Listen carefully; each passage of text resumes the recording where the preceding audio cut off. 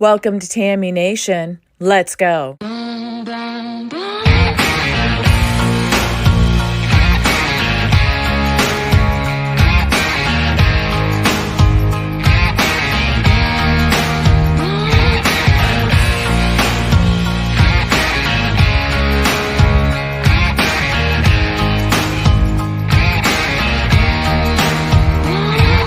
been running from 9 to 5, been biting my tongue for all this time. Won't let anyone cut me short. I was thinking this was the way to go, and you put up your puppet show. I say cheers to life. No, I'll be no good man. Why? Just leave me alone. I'm running the show. I'm telling you, it's my time to rise up. Live the life I'm proud of. No, you better go home. Hey, happy Monday evening, everybody. Welcome to Tammy Nation this evening, and another weekend gone by, and another weekend that didn't disappoint with the news. It's been busy every single day in the news. Just when you think you're going to catch a break, you really don't. So I'll cover some of the stuff that broke through the weekend, and then also some of the stuff that's breaking right now. Like I said, the news never disappoints, but the big thing that I came across and that I couldn't believe was the astronomical amount of the protesters that were in DC over the weekend, and the massive amount of protesters that were here pro Gaza to cease fire here in Atlanta.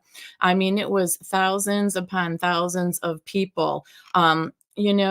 They had over, I think it was 300,000 people that they said showed up, according to one of the groups that organized this protest that was there to free Palestine and to stop the firing in Gaza and to cease fire and all that. And it's a group that is called Answer, and they're Act Now to Stop War and End Racism. It's one of the groups that was organizing the protest. And it's pretty amazing to me the amount of people, when you think about that.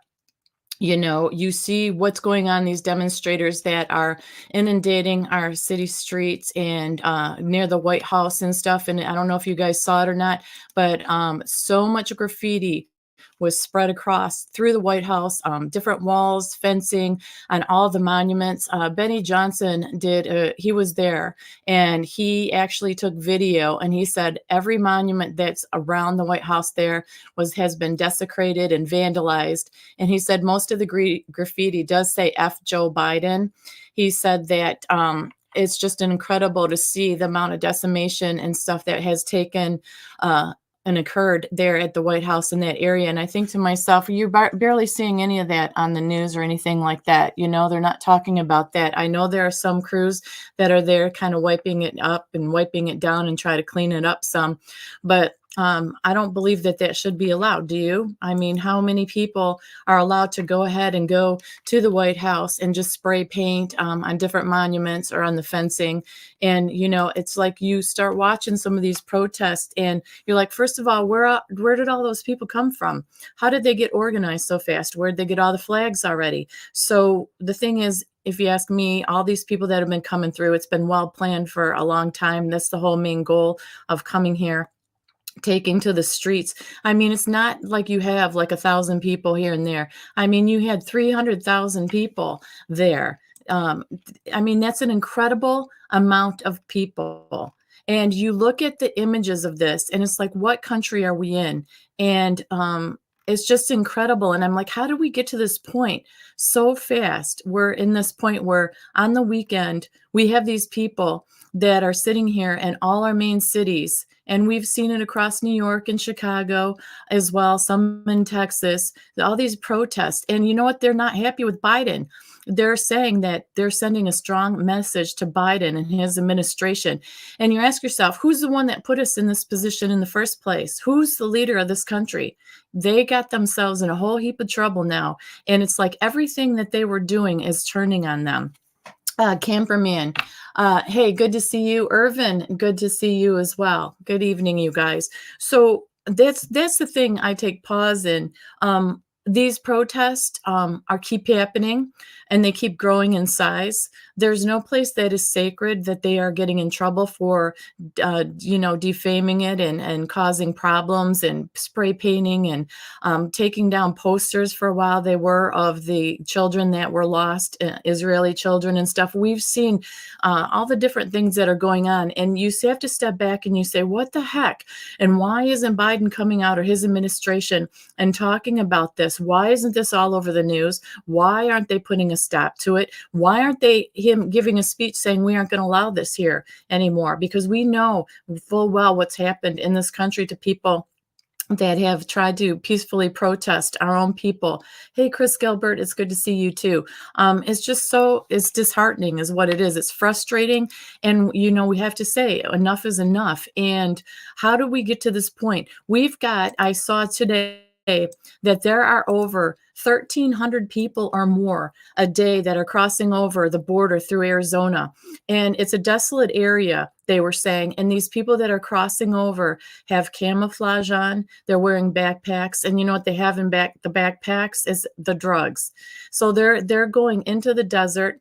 They're, just hanging out there, doing what they need to do until, they feel that it's free and clear to either be picked up or they go where they need to go. But there's processing places there in Arizona as well. They have these big tent-like places that they process these people, and then they release them, and then they ship them off to different cities. But that's a whole nother aspect that I hadn't heard about. We know that the drugs are coming in like crazy, but this whole Arizona thing is something new because they said it's very desolate and it's in the middle of nowhere, and these people are just pouring in. So it's very frightening. It can be very frightening, definitely. And yes, you know what, Camper Man, both. I think we've been sold out by a whole lot of people and on both sides, definitely. And that goes without even being a guessing game anymore. We just watch what's happening. We watch who's getting away with what and who's not getting away with anything. People that aren't doing anything wrong that are in trouble, those J6ers and stuff, we're still putting the pressure on. Mike Johnson, speaker, saying, where's the J6 tapes? We want those released. But this is a big deal. This that's going on across our country with all these people in the city streets. And like I said, taking over the city streets, it's like, where are all these people staying? No wonder there's the sanctuary cities can't house them anymore, because there's hundreds of thousands of them. And like I said, they're well organized, because what do? They're all together. They have flags. They have what they're going to do. They have their whole agenda planned. And that, like I said, it takes a while to plan things like this. So I think that it's very organized, and it's very troubling to me. When I saw the amount of people over the weekend through the different cities, and even here in Atlanta, it was incredible to me. I was like overwhelmed. I'm like, are you kidding me? And like I said, the media doesn't cover it much. They're trying to suppress everything that happened at the White House as well. Benny Johnson was there, and he just couldn't believe it. So there's plenty of video out there for you guys to go look and see. And it is overwhelming. So that was the big thing that hit a nerve and struck a nerve with me this weekend, was seeing all of that. Then the other thing, I don't know if you guys heard about this either, but Trump did respond to Zelensky, because Zelensky did invite Trump to Kiev, because we know that Donald Trump said that within 24 hours that he would be able to resolve the Russia war on Ukraine, and in 24 hours he could have everything taken care of. Zelensky put an invite out to Trump and said, you know what, I just need 24 minutes to prove to Trump that it would not be possible. Because, Trump is saying it wouldn't happen. I would be able to handle this. And so Zelensky says, yeah, I invite President Trump. If he can come here, I'll need 24 minutes, just 24 minutes, not a minute more, to explain to President Trump that he can't manage this war.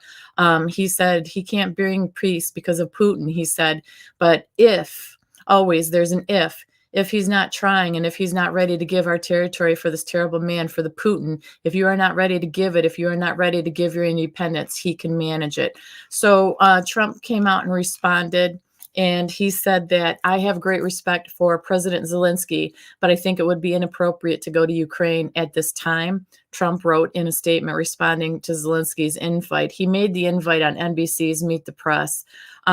Trump finished the statement by saying that the Biden administration is currently dealing with him, and I would not want to create a conflict of interest.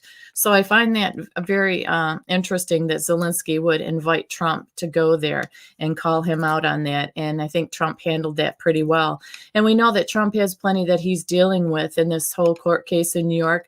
There was another spin on that today as well, as we carry over to that, because the Judge Arthur Engoron, came out and stated, no, I'm not here to hear what President Trump has to say. So he doesn't care what he has to say, because once again, he said he's proven guilty before he's even had a court case.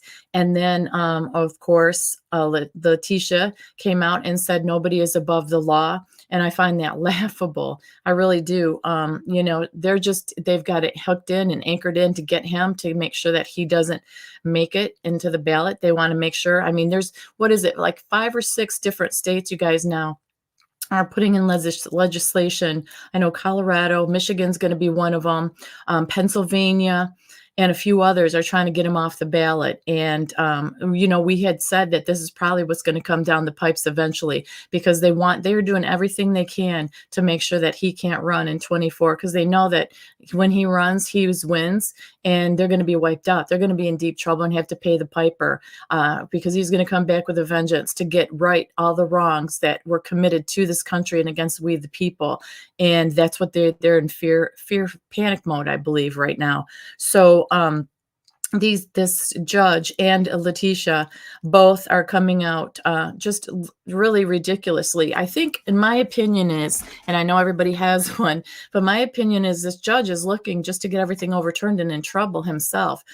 Why isn't he just remaining quiet? Why is he posing for the cameras? Why is he being so mouthy? Is it because they're full of ego and they think they're going to get away with everything that they're doing? Because you got to remember, this isn't just about what's going on with Trump. This is what can possibly go on to each and every one of us in this judicial system of ours.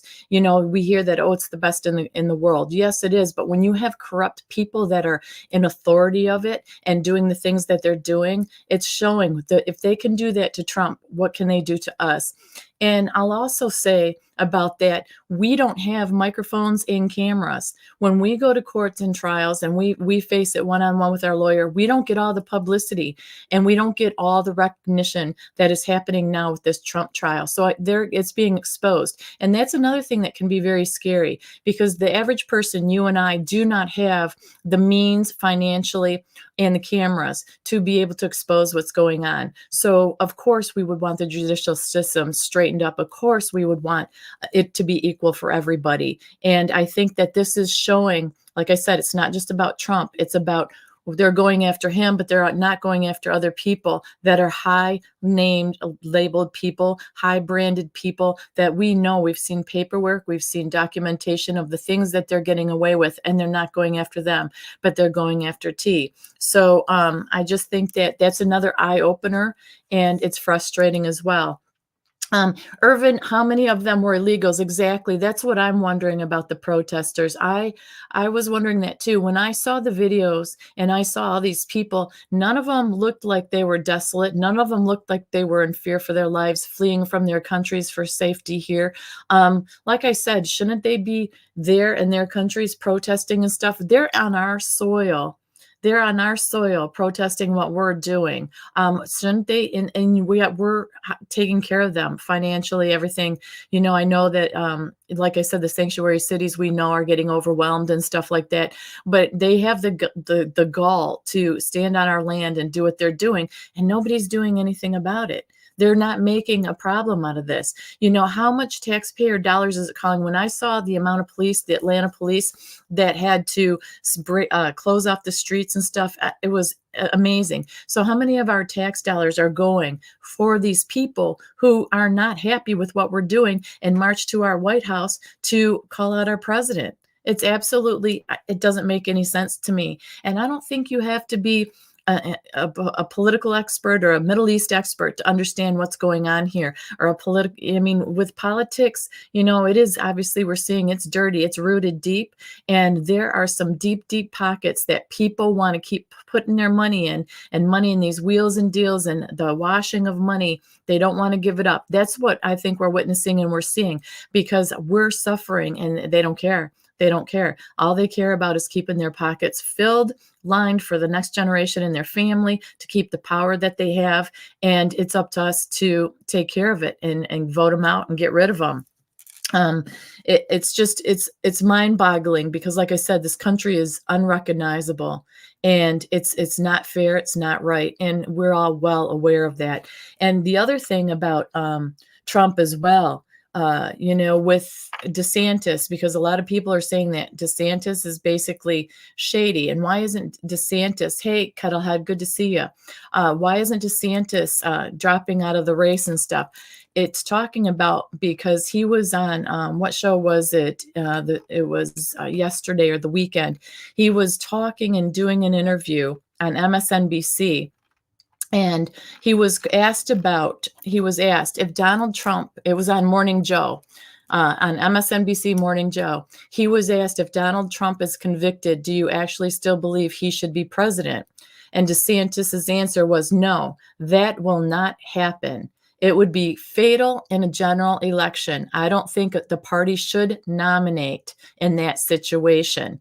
So now the theory is going along. A lot of these people are coming out after that comment and the way that he's flipped over. That's why he's not getting out of it yet, that he's basically wanting to stay in and be the superhero should something, God forbid, happen with Trump and he's not in or running, that DeSantis is going to go ahead and try to be the hero in this and try to get elected. Basically, like we've said, we know that it's a politicized justice system, and that some believe that they're paving the way for DeSantis to step in as the savior.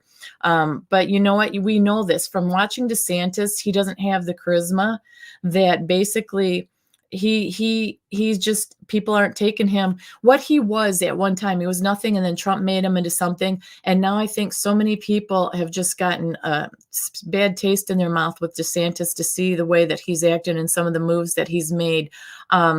He alienated a significant portion, actually, of the Republican base, in my opinion.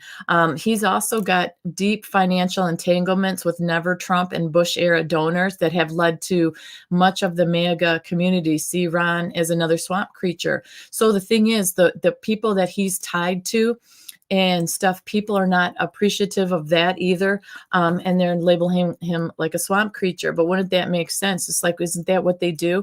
They think that they're not going to be eliminated and voted out. They think that, they'll just keep doing wheeling and dealing, and that we're so stupid that we're just going to buy into it and let everything happen. But I've heard so many people say that they would just write Mr. T in if they had to. And like I said, we have to keep an eye on this, because there's 5 or 6 different states that are trying to pull rules and making all these different things that if anything happens to Trump, if he's convicted, he can't run, or even if he's not, because of everything that he's dealing with now, that he shouldn't be able to run. So they're doing all these kind of maneuvers, and it's gaining speed and traction with more states. And that's what the concern I have is. It's just terrible. I know that Mr. T said that this trial should be in New York, should be out. It shouldn't, that their main and only witness actually admitted that he lied and that he was lying. So how did that not get thrown out of court yet? How is that happening? If nobody's above the law, Miss Letitia James, this person, a witness of yours, the main witness, the only witness you have, shouldn't that person be in jail for lying? It's incredible the amount of game playing that's going on, and not in a fair and legitimate favor. It is in the favor of these people who want to keep control, and to me, want to destroy this country, and are doing a darn good job of it. Also, the judge Engoron, when Trump's lawyer was asking questions and stuff. The judge did tell his lawyer to sit down and be quiet. So she came out today after court and was saying, well, you know, what are we even here for if he doesn't want to hear what Trump has to say and he's not allowing me to ask questions or do anything? We are wasting so much time, taxpayers' money. I'm getting paid to be an attorney to just sit there. And she goes, this is absolutely ludicrous. So that trial isn't getting any better, you guys. It's just a hot mess. It's an embarrassment to the judicial system in this country. And she really was a little firebird today when she came out and said the things she had to say. So some of her videos, if you Google those or search for those, they're really good to listen to, these little sound bites, and you get a feeling of what's going on inside that courtroom. The other thing that is going to be happening in a few days is Steve Bannon. It's November 9th. Today is the 6th. So oral arguments are going to be heard in the appeals court case that Steve Bannon has out there November 9th, regarding everything that he was charged with. Remember that his appeal over his contempt of Congress conviction, he's going to find out if it's successful or not, this appeal. He was sentenced to 4 months in jail in October of 2022. He was convicted of 2 counts of contempt in connection to his failure to abide by a congressional subpoena. It was issued to him by the House Select Committee investigating the J6 attacks. So the oral arguments are going to happen on November 9th. And apparently that they are going to each get, both sides are going to get 10 minutes to make their case. It's going to be a 3-judge panel sitting on the appeals court. And it says that ahead of the hearings, Schoen, who is, I think Bannon's lawyer, said that no matter where anyone stands on Mr. Bannon, everyone should hope the conviction gets reversed on appeal. This is a very dangerous proposition to hold someone criminally culpable and send them to prison without a finding that he or she ever acted in any way that he or she believed was against the law or wrong. That is what happened here. Schoen said that during the trial, the prosecution actually convinced the judge that all that was required for conviction was proving that Bannon received an subpoena and he did not comply. So they argued that it did not matter why he did not comply, but then when they were permitted to tell the jury that he ignored the subpoena and did not comply because he thought he was above the law, they knew that wasn't true. So this is a big thing happening in a couple days here, that this appeal, hopefully it did get the appeal. It's a win because, like you said, it was just enough for them, him not to be able to explain. There's no understanding here. And like I said, and this has been going on for a long time now. People are complaining that it took so long, that this justice system, the slow pace, is the reason so many people have really lost faith in it. And I have to agree with that. You know, he was convicted more than a year ago, and they still haven't heard the oral arguments on his appeal. And this is a simple case, they're saying, and that it should have been handled a long time ago. Instead, this has been hanging over his head again. So it's something else. So that's today's Monday, the 9th, 7, 8, 9, 3 more days. So Tuesday, Wednesday, Thursday, I think it is. That's the 9th. That's when that's going to hit the courts. Hey, Sharon, good to see you too. The other thing that is breaking, this is something. Brian Costello, who is on Twitter, he said that, let's go back to here. The first one. It says, questions worth asking. Speaker McCarthy, is he compromised? His national security advisor, Alan Souza, was briefed multiple times by the House Intel on China investigation and Sequoia. But what happens? McCarthy's House Intel pick, Rep. Mike Turner, shuts down the investigation. Staff probing China and Sequoia is fired. So he says, I emailed Souza on April 25th, 2022. He got the email. McCarthy's PR immediately called fired staff. Sequoia's donations were paused, but guess what? They're back.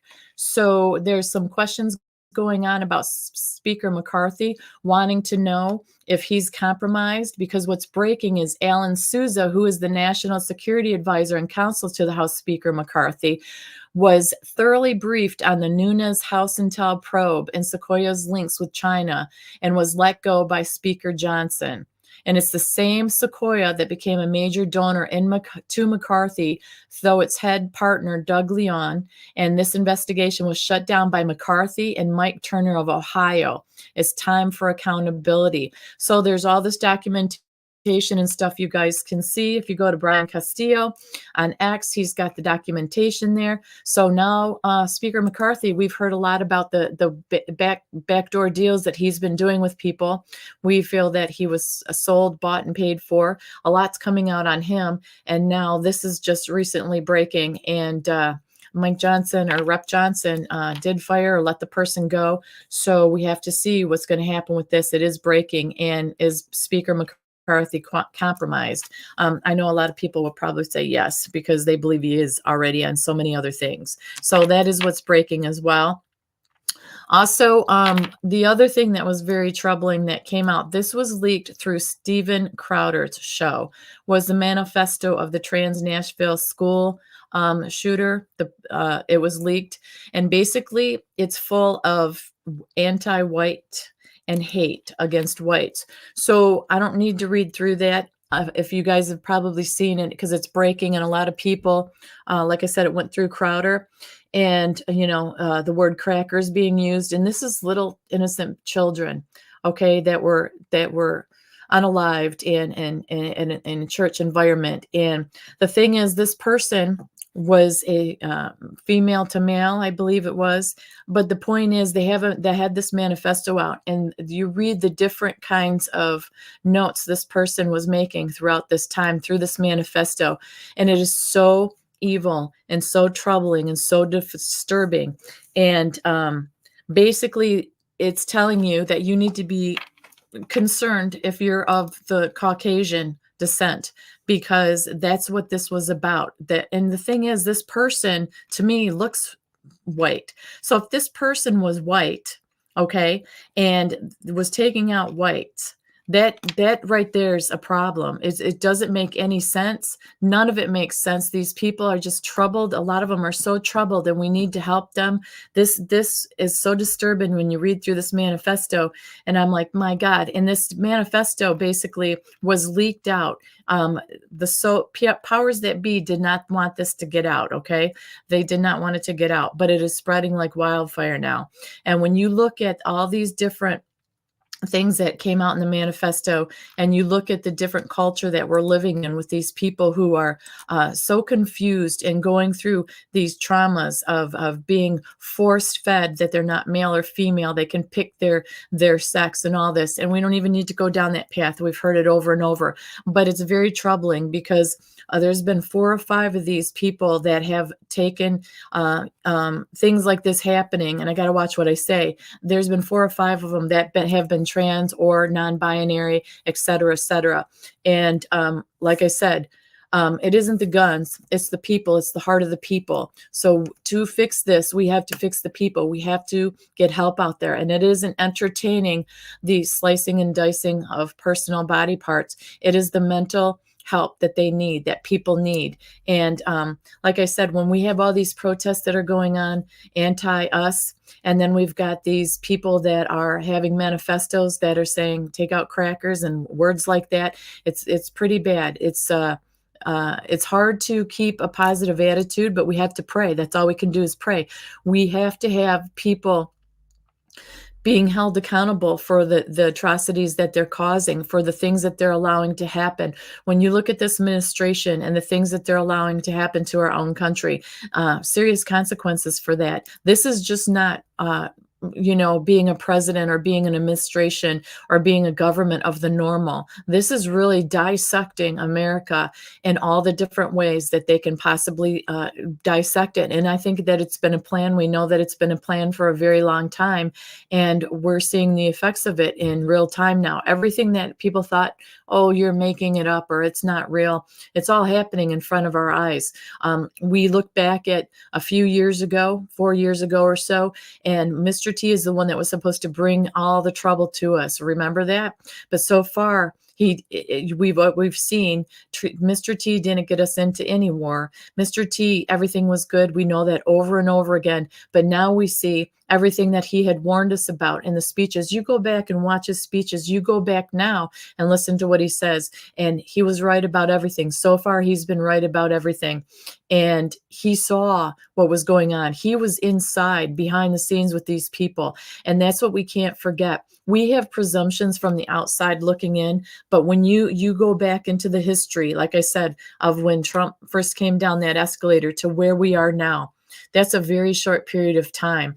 This country, is about people first. We the people first. That's what all this is supposed to be about. This is what people have died and fought for in this country, is our freedoms and our independence, and our freedom of speech. And you look at where we are now, it's incredible in a short period of time how that happened. And how all these different aspects keep coming out more and more, like the protesters and stuff. And you have to say, what's next? It's almost like scary to think what is next. So, like I said, we have to try to pray, stay positive, and know that there's good people out there there's good people out there fighting for us and stuff like that, that we are getting exposure. There are more and more grassroots people like you and I out there that are making connections, that are sharing information together.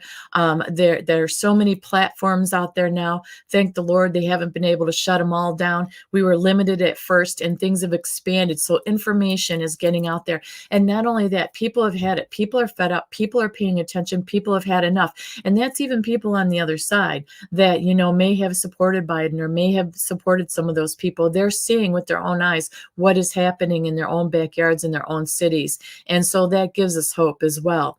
And then the last thing I wanted to cover here is Matt Gaetz posted on his X page. He said that coming soon, gavelled out Return of the People's House 2023.